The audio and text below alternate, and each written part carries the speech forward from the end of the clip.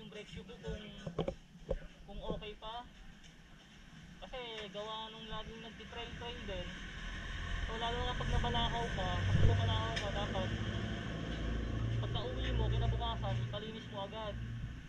Papalinis mo, papacheck mo kasi yung mga buhangin doon, putik, kumakayod doon sa drum brake. Tsaka sa disc natin dito, brake disc natin dito. So kapag kumayod yun, pag nasobra na hindi mo napalinis agad, papa-reface mo yun. So gagastos ka. So kapag after ng trail nga, ganun gawin mo, palit ka ng transmission oil, gear oil, tapos kaya palinis mo yan. Yung 4 na gulong na yan, palinis mo yan. Pa-check na rin kung underwash, pa-check mo na rin kung kung may mga tama. So medyo magastos na maintenance kapag nagti-trail. So dito sa likod, dala-dala ko na yung maraming aso dito eh. Okay lang yung aso dito? Okay na yan.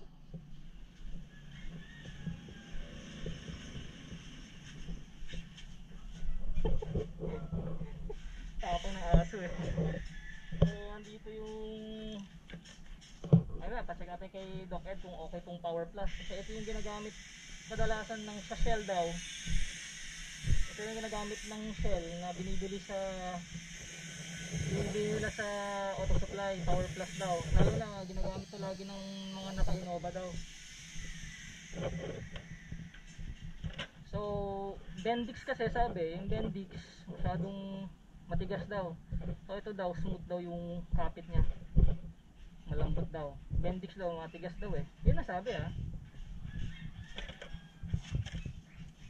Tapos disc brake pads, Prima to, pero ang gumawa na ito din, Bendix din. So naka-promo ngayon to, 850 yung unang bigay sa akin. So dyan sa New Bay Marikina, mas mura sila na promo. Nakuha ko na lang ng 800, tapos tinawaran ko na 750 na lang. Dito sa Quartz medyo ganun din, hindi yata naka-promo. So ito, Prima, gawang Bendix din to. Promo to, medyo mura daw to. Medyo mura, ayan. Maganda naman daw yung review nito, so malaman natin pag ako na yung nakagamit. Malaman natin.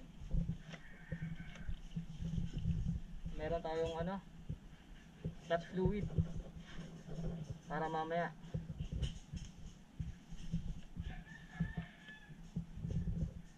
So ready lang natin to.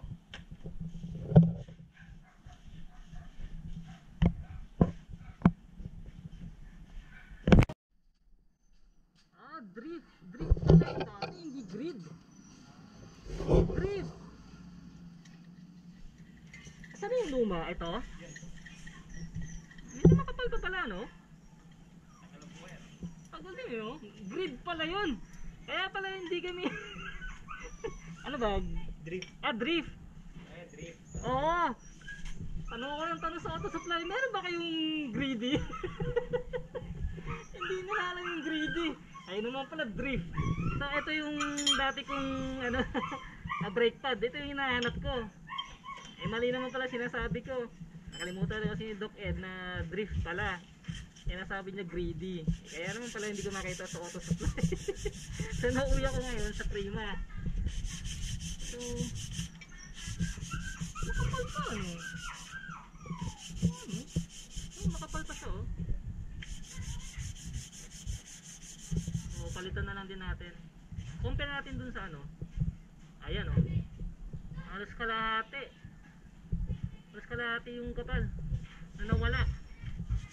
So okay lang yan, palit na yan para sa mas magandang kapit.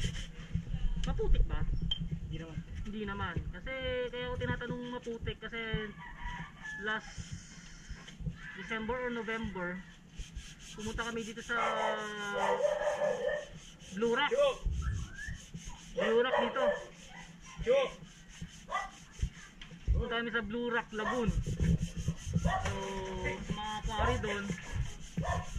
mga quarry doon, so may mga river crossing doon, yan mapuputik. hindi ko napalinis uli kasi kakalinis na nung time na yun eh. So yan. So ito yung DIY natin kung paano magpalit ng ano ng brake pad.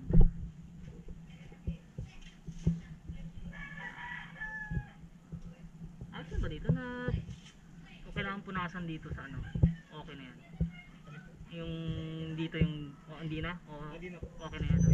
Malinis pa naman eh no? Pati hindi naman po siya yung malubog-lubog. Okay.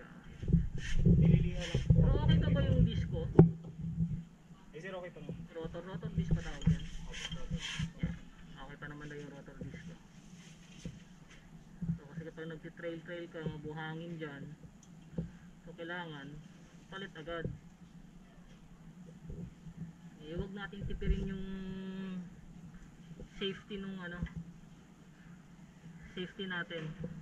So kahit medyo makapal pa, kasi nagbe-base ako dyan,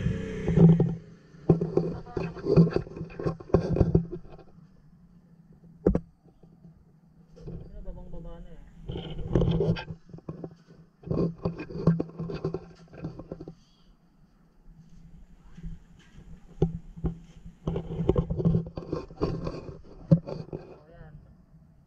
Dapat hanggang maximum, kapag umabot natin sa minimum, kung gaano pa hanggang dito sa maximum yung linya dati, pag bumaba niya yan, kung anong gaano ka taas yung binaba niya, ganyan din yung pudpud nung ano, ganyan din pudpud nung brake pad natin. So yun, wala pa sa minimum pa naman, kalahati pa lang naman. So yung bawas niya kalahati pa din doon. Parehas lang kalahati din. So pansin niyo dito mula sa maximum dito sa minimum. So kalahati pa lang siya. So yung bawas sa brake pad kalahati din. Ayun o. Kalahati. Kapal pa pero pinalitan na natin. Ayos na yan, matibay at least. Compare natin ngayon yung drift na brake pad dun sa Prima. Ito kasi nirecommend natin ni Doc Ed yung drift na to, magandang klase raw to. So bibili na lang uli ako nito.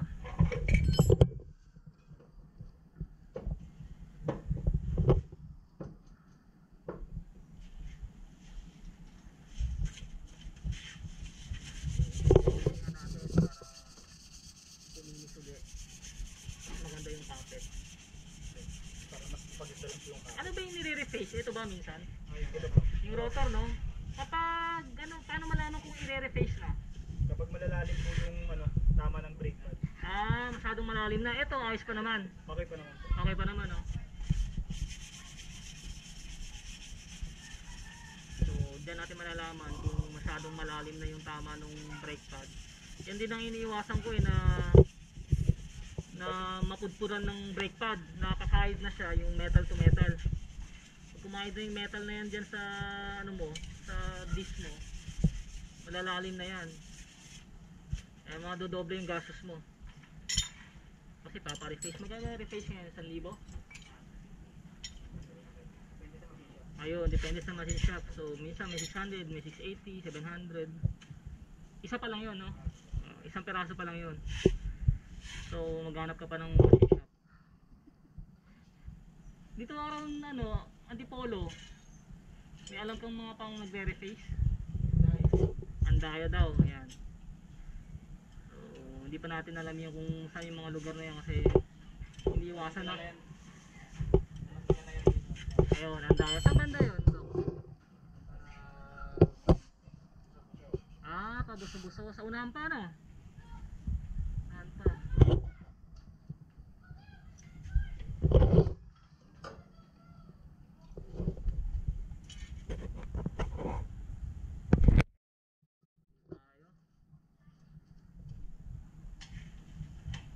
So ito DIY ng kung paano magpalit ng brake pad.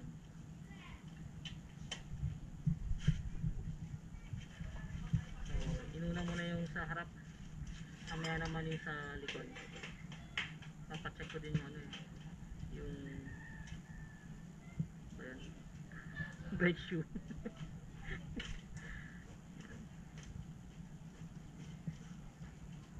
Yung brake shoe every 40,000 din? Depende din sa tuning. Halimbawa ito, malapit siya sa minimum, kaya magsisignal naman yan doon sa yung dashboard, mga boss review. Yun. Hindi naman kinakailangan na dadagdagan mo yung brake fluid. Oo, hindi dapat. Dapat pag walang tagas, so check bawat gulong kung alin sa kanila yung brake shoe o yung brake pad na naubos. Then, palitan. Palitan, Halimbawa, yung kabila, makapal pa, yung kabila, manipis. Yung iba kasi nagtitipid, pinapalitan yung manipis lang, hindi nyo makapal, stay. So, mali yun. Ang nangyayari kasi, ang adversity kasi nun, pag ito makapal yun, manipis, pag nagpreno ka, isa yung kapit niya, hindi even. Hindi rin pantay. Ay, ulit Doc, kapag sa clearance? Oo, yun. Kasi pag magpapalit tayo ng brake pad sa harapan, so normally, may konting bawas na rin yung likuran. Likuran, So, kailangan din natin na mag-adjust doon.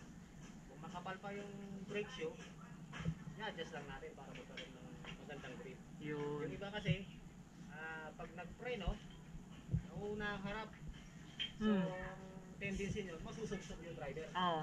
So, dapat, mauna yung likuran. Likuran, Mauna siya ng 1 seconds kaysa sa yung sa yun. So, yun pala yan, ang importante. Yun ang gagawin natin. Patay tayo dyan. Mauna dapat yung likod. Bago yung harap. Bagay, tama yan. Parang ano yan ABS sa mga motor. Parang ganun Buti nga inibento yung ABS kasi sa mga motor. Kasi kung wala yan, parang ano din nagmamotor pag matulin ka, hindi ka naman pwedeng mawala mamreno sa harapan. Harap, tataob ka Tataob ka. Ayun na kaya maganda yung may ABS na yung mga motor ngayon Kaya kapag bumili tayo ng motor, bilhin na natin yung dual ABS, harap likod na. Which is okay naman yung iba, yung combi, harap yung ABS, sa likod, ano lang, yung drum brake. So okay na rin naman yan, pero mas maganda, ABS. Walang kataob-taob. Dito sa baba. Nakalaw na. Yung iba niyan, may mga pang may cleaner yan. Lalo kapag pumunta ka sa mga yan, katulad niyan. Kalahati na rin talaga. Ito, yan yung kapal niya malayo na. So ganyan, huwag natin tipirin, palit na agad yan. Saka wala na yan, tapon na yan, gagamitin mo pa yan. Hindi tayo sa bago. Testing rin natin itong Prima kung maganda. So sunod na kabit ko, drift uli. Yan. So yung iba niyan, may pang cleaner sila, ni-spray nila yan, sprayan nila, nililinis muna nila talaga, nilihain din nila para mas maganda yung kapit. Shiny pa rin yung properties. Hindi po katulad ng iba na may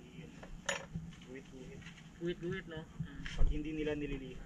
Pag hindi nililiha, tama. Nililiha talaga dapat yan para makapit yung makapit yung brake pad.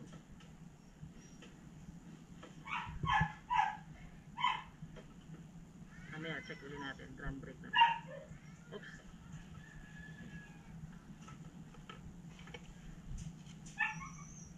Ano yan, silicone?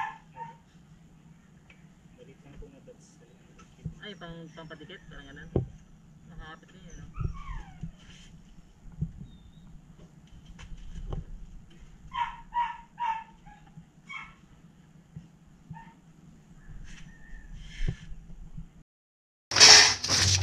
Bali, ang gagawin po natin is itutulak po yung piston. Gamit ko ang siklam. Ano tawag yan? Siklam po. Siklam, yan. Tinutulak kasi Para pumasok po siya dito sa pagitan ng brake. Para Bumalik po sa pumasok, dati. bumalik sa dati. So kapag Tapos makikita mo yung level ng ano, unti-unting umakyat. okay. Bumabalik siya, no? Bumabalik sa normal. Bumabalik yung level ng clutch fluid. So ayan na, bumalik na siya. So kapag tinulak natin yung piston na yon, gamit yung C-clamp na yan, aakyat yung ano, yung fluid doon sa ano, sa dito. Aakyat siya. Reserve. Sa reserve yan. Aakyat siya diyan. So mamaya i-bleed natin, oh. Hindi na po. Hindi na. Okay na yan. Gumagamit lang po ng, nagbi-bleed lang po sa brake pad. Sa brake caliper po pala kapag bukas lang po ng ano, Nag-flashing. nag-flash. Pag nag-flashing lang. So hindi naman tayo nag-flashing. Kaya di po natin bubuksan yung... So dadagdagan lang yun. Dadagdagan lang ba yun, Doc Ed? Hindi na. So kung ano yung fluid dito, yun na yun. Yun pa rin. So paano kung malalaman ngayon na magbabawas? Hindi mo magbabawas siya. Pag nagbawas siya, makikita mo sa bawat preno mo, magkakaroon ng leak. Okay. So yan na. Yan na yun. So ganyan na yan. Hindi na natin dadagdagan. Ay, So kapag bumaba na ng minimum, yun. Saka mo makikita ngayon na may napupudpud na. So hanggang dyan lang talaga siya. Sa guhit na yan. Hindi naman lalagpas ng ano na. Max. Hindi nakabot ng max. Okay. Yun. Ayos. So magdadagdag lang kapag nag-flashing dyan. Saan ba pina-flashing yan dyan? Dito po. Pag yan, binabawasan. Okay. Pag magpapalit po ng brake fluid, Pag magpapalit. Okay. So okay pa naman yung brake fluid natin. okay pa lang. So yan, ganyan lang.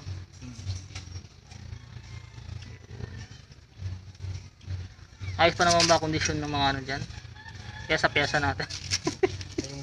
yung upper ball joint po, medyo ano na, Medyo, magana. medyo, Naglabasan na po yung grasa. kasi ano ko lang nung nakaraan yan,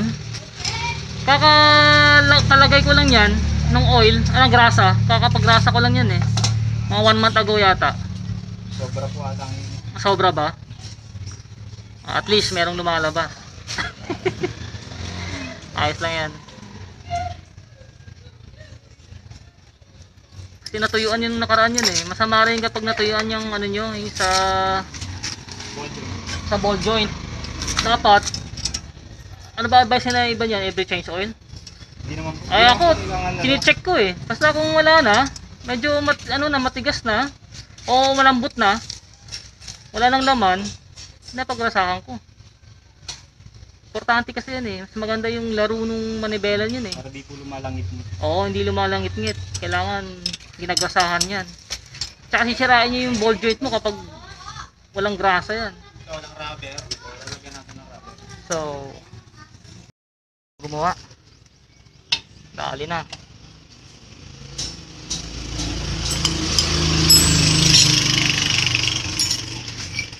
A few moments later. Okay na yung dalawang gulong sa harap, sa likod na lang. I-check ko yung papacheck ko yung brake shoe. Okay na dito yung brake pad ko sa harap eh. Naikabit na kanina eh. So yung brake shoe na lang. Ang dami din kasing pinagawa eh.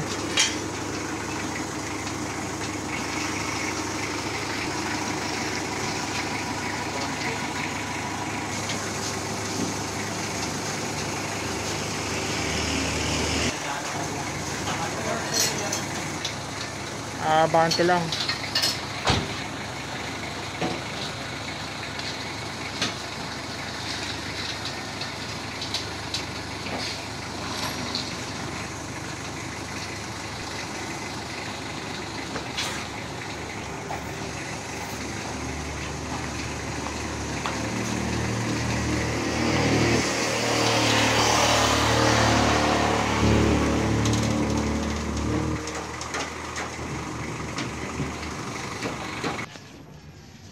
So ganito mag DIY. Ito yung proper luwangan muna. Ay, luwangan muna yon, kabilaan luwangan. Tapos saka iangat ng ano, crocodile jack. Crocodile yan, di ba?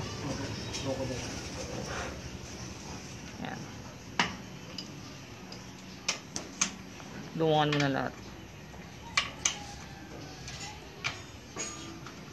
Importante yan eh, kasi titesting mamaya ito sa labas eh. Kailangan, kailangan yung kapit ng brake eh, matindi. So kung wala kayong crocodile jack, saka kung yung gulong nyo is stock lang naman, kahit yung ano, nasubukan ko yung ano, yung jack lang, yung jack natin dyan, nakasama kapag binili natin yung sasakyan, kaya na yon. Patong nyo lang dun sa gilid kung saan kayo magpapalit. Dito.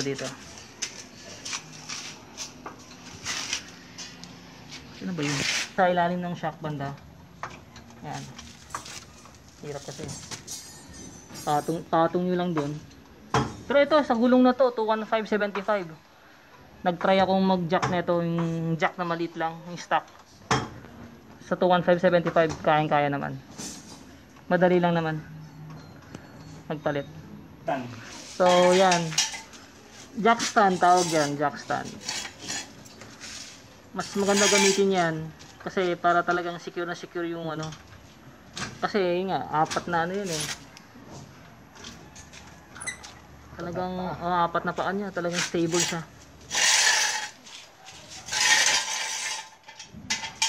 So para mas safe, siyempre gamit kayo yung jack stand. Sa akin naman, yung jack lang, isang gulong na naman pinalitan ko nun eh, kaya naman. So ito, balance, gamitan nyo na. Madali lang mag DIY kung kompleto ka sa gamit. So kapag kulang ka sa gamit, delikado.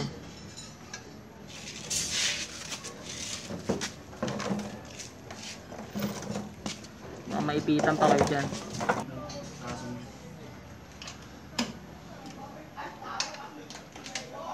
So, Sir, makipa-release nga po ng handbrake. ng handbrake? Handbrake. Ah, sige. Usually sa isang araw, Doc Ed, ilan yung pumapasok dito? Pa-schedule. Siyempre, kailangan din nila alam eh kung Pagka depende sa dano sa bigat ng trabaho. depende no. Kung alin yung papagawa no. Kung ano yung papagawa nila. Kung halimbawa, kung minor lang, pwede mga 4. Apat? 6, minsan, gano'n. Pwede. Pero ano sila, naka-schedule sila bawat oras. By time siya. Halimbawa, yung isa morning katulad mo. Meron din naman yung paparating katulad mamaya after lunch. After lunch, so may mga nagpapa-change oil pa rin talaga dito. Meron pa rin, no? Kasi naalala ko dati, daming nagpapa-change oil din sa'yo eh. Ano? Totoong change oil to Yan, change oil, tune up, yun yung kadalasan eh. Yan, ganun nga, palit ng ano, palit ng brake pad, yun yung mga basic. So, kumusta pa naman yung ano ko dyan? Brake shoe? Medyo manipis na po ito. Itong part na ito. Alis na? Opo. Ay, meron tayo dyan sa likod. Kunin mo na. Yan. So, pangalawang palit din na to. Oo nga, manipis na nga. So, manipis na siya. Oh, sobrang nipis na ito Sobrang nipis So, yung Power Plus, okay naman ba yan? Okay naman. So, usually kasi sabi sa akin nung sa binilang ko, usually gamit sa Innova yan. Yung Power Plus. Kasi yung sabi nung dun sa binilang ko niyan, dun sa Quartz sa Marikina, yun yung laging binibili sa kanila ng Shell. Kasi sa Shell sila yung mga nagpapalit eh. So ayan yung Power Plus.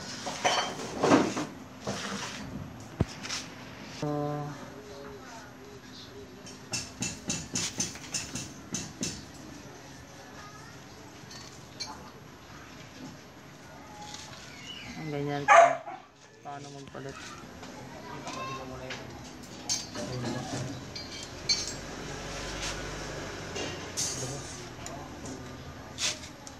Yung spring.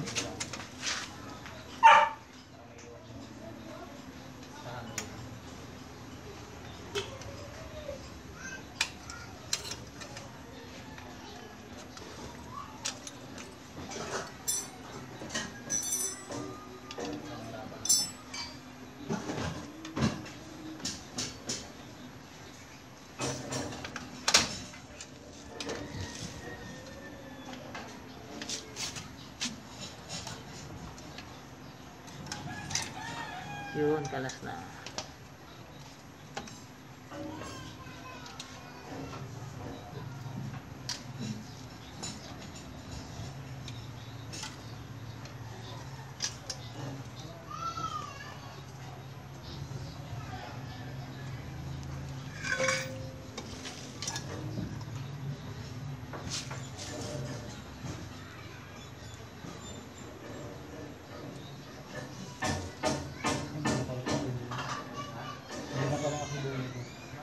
Ano? Oo, palitan mo.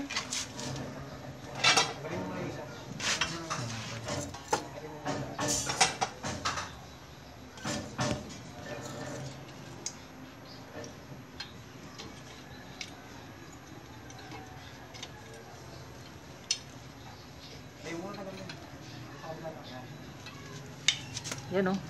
May buha-buhangin to.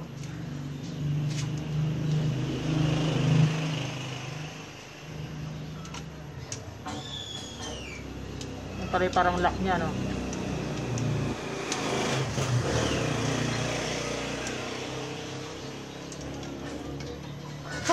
Daming lupa-lupa, ah.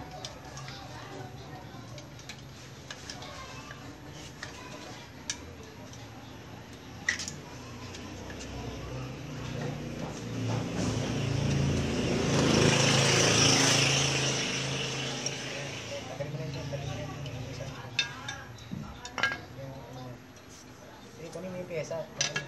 Yan. Relax lang. Natitense ka eh. Hindi naman tayo nagmamadali. Ay, ito naka-video kasi. Yung compressor. Bugahan yan, bubugahan. May compressor.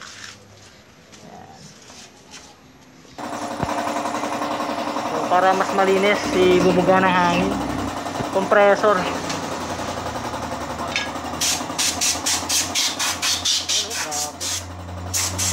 Okay.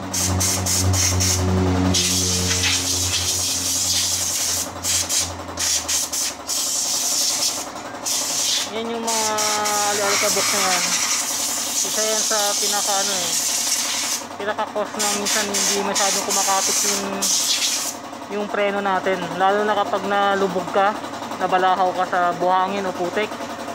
Sigurado, pag nabalahaw ka, kapag sinigi mo ng sinigi, ikot na ikot yung gulong, papasok mo yung buhangin at saka putik. So kapag nabalahaw ka, dapat wag ka nag-gas ng gas, kasi the more na gas ka ng gas, ikot na ikot yung gulong, papasok yung buhangin at saka putik. Kasi naranasan ko yan eh, nabalahaw ako, ikot ako ng ikot. Kung pinalinis ko, punong-puno ng buhangin yan, lahat. Punong-puno ng buhangin. Papakita ko sa inyo yung itsura, yung punong-puno ng buhangin.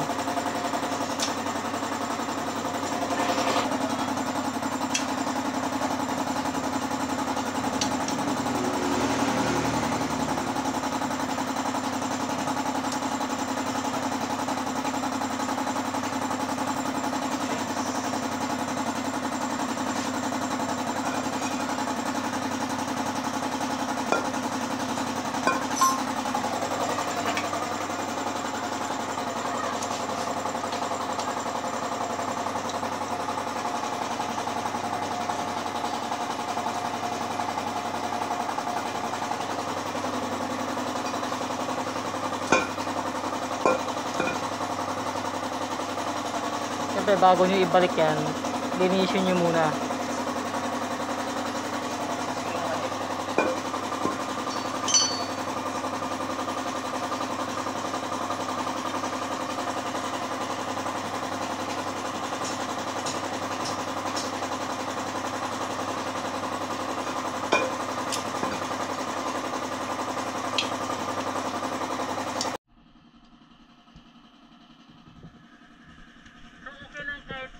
Hindi yung stock. Pero mas maganda sana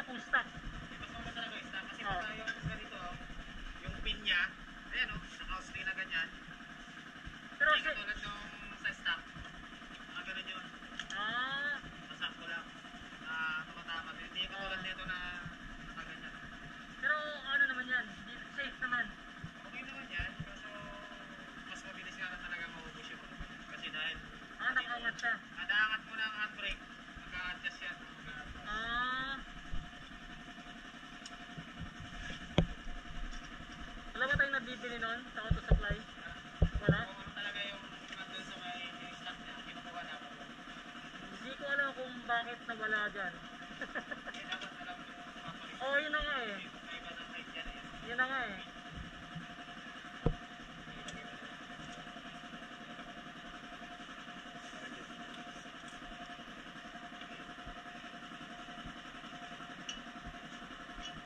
Siguro yung mga naunang gumalaw niyan, wala na, hindi na alam.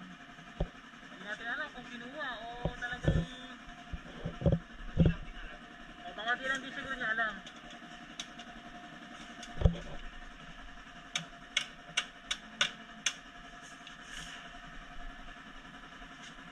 Sobrang layo ah.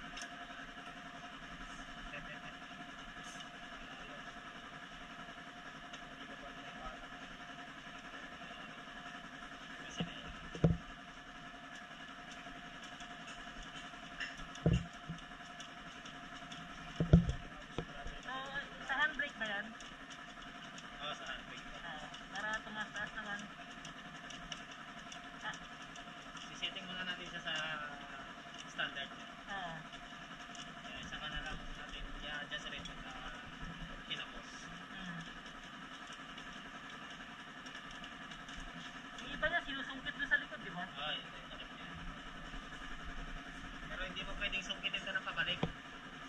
Ang kaya lang naman doon sa may likod, pabuka. Pabuka lang. Pero yung pabalik hindi kasi hinaharangan na rin. Kapag i-adjust mo sa likod, na-adjust mo rin Yung level. yung lever, no? Yung handbrake.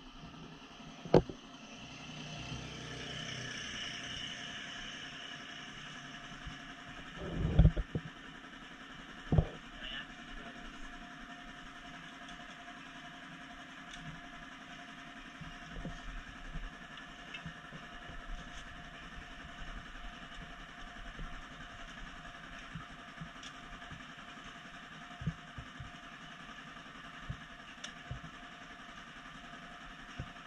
So, ibabalik lang siya sa ano, sa standard niya, stock.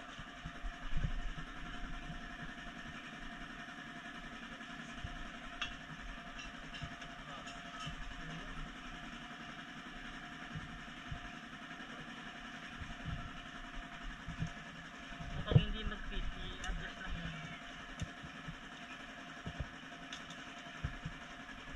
Yan yung buka nung ano eh, buka nung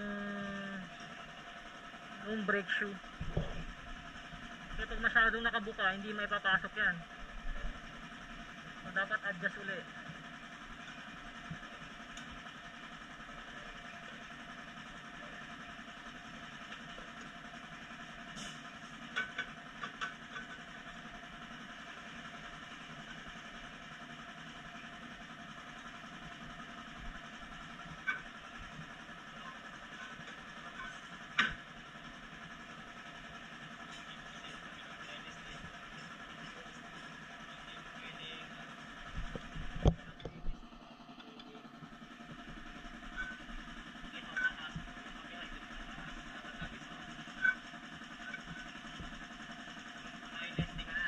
Oh, LSD na yan. Sabay yung ikot.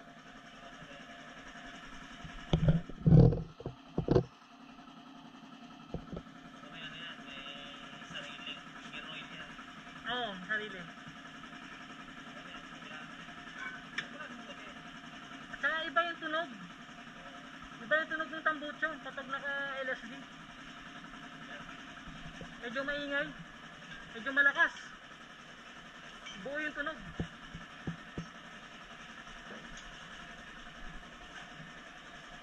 Gusto mo madagdagan yung power ng makina mo. Tanggalin mo lang itong muffler. Ito muffler. Parang gagawin full exhaust. Yung catalytic, Oo. huwag mo tatanggalin daw. Tapos Sa may kabila. ayun.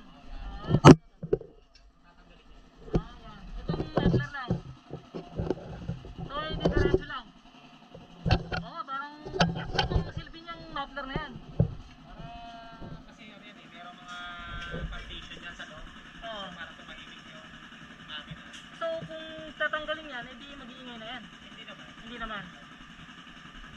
Okay.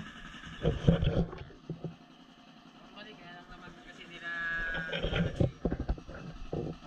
matiisin din yung ignition kasi may mga partition yan sa loob. Hindi ba sa atin yung para Oo. lubos naman ang makina. Pag straight pipe ka, para madagdagan lang yung power. Power, no? May rest din naman eh. Eh kung magpa-turbo ka, eh okay na yan. Sa akin, nagkakita lang yung pipe. Ah, iksi. Kasi yan. Eh paano ka ititest? Asbo. Wala na. Bahala na silang magsisip. Oo nga. Nahirapan sila doon. Oo nga. Paano mahirapan naman natin sila? Oo nga. Tagong-tago na yun. Hindi ba mapasok yung usok dun sa loob? Basta nakadiretso lang. Nakababa, no? Patay sa labas. Kabila.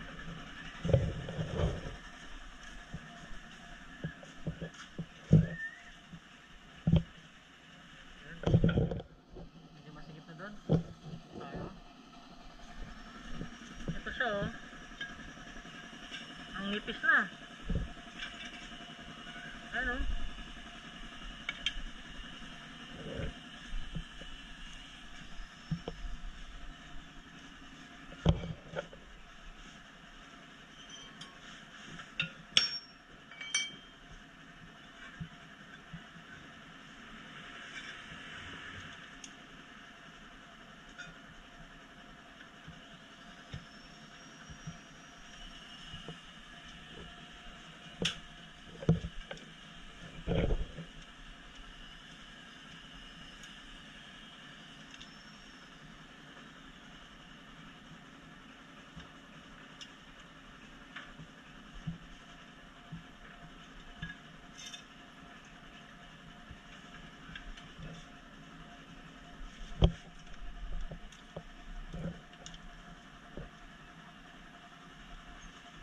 Nipis na rin, oh. Sobrang. Sobrang nipis na, no? Same lang po sila ng ano, sa isang side.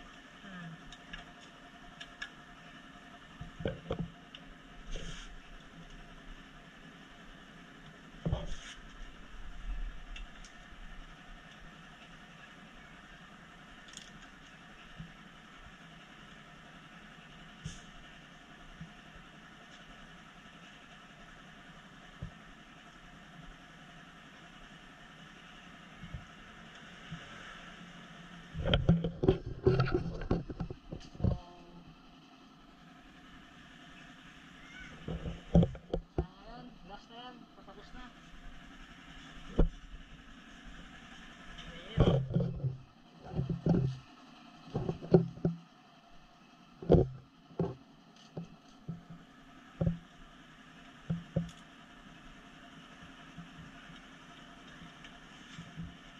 So, same procedure yung kanina.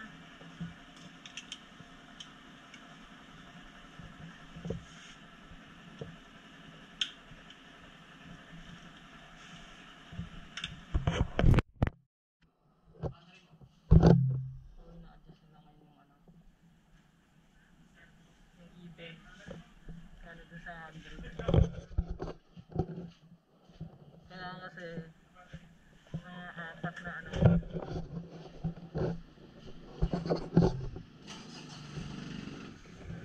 Tamaan mo yung preno. Todo.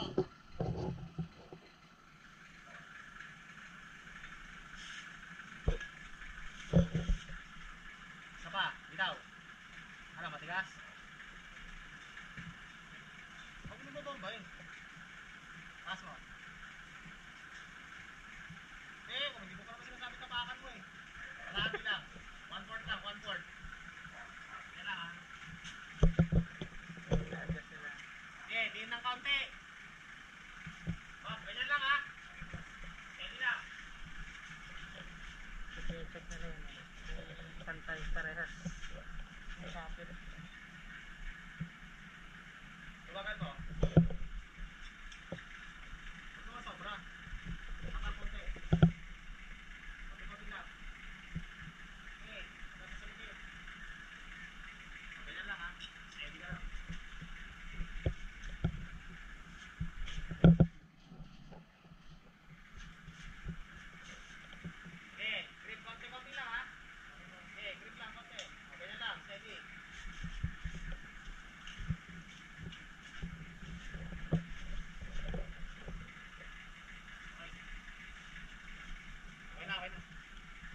na yung handbrake, no? Ayan. Yan ang pinaka-importante sa lahat. Ba't nga ba natin ginagawa yun, sir? Ba't ba natin ginagawa yun? Parehas yung grip. Parehas yung grip, no? Parang preno, hindi na una to, hindi na huli yun. Dapat sabay. Yun. Tapos sa handbrake naman, na-adjust na natin, no? Dito rin yung na-adjust eh. Yung kanina yung parang tik tik tik tik. Ayun, okay. Kailangan mo rin na sukatin sa handbrake mo.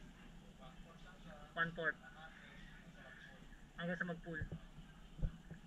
Okay. Ayos. Babay tayo yung gulong. Tapos test drive. Test drive for performance.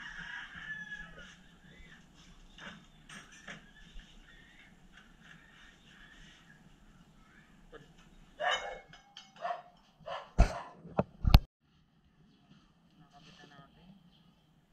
So, ganyan yung proseso. Saktong higpit lang.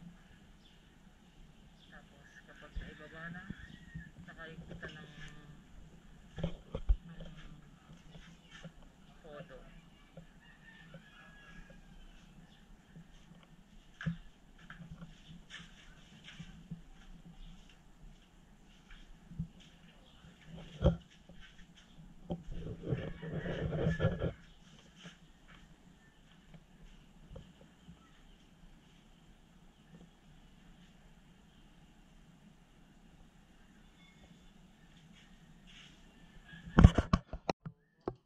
Ang tawag sa ano na yan? Top wrench? Ayan. Nagamitan yan para pantay-pantay yung higpit. And lumalagatik kapag na-reach na yung 110 ba? Puton? Puton. Puton. 110 puton. Ayan. Kapag na-reach na yan, lumalagatik yan. Pakinggan nyo. Nakakatapos.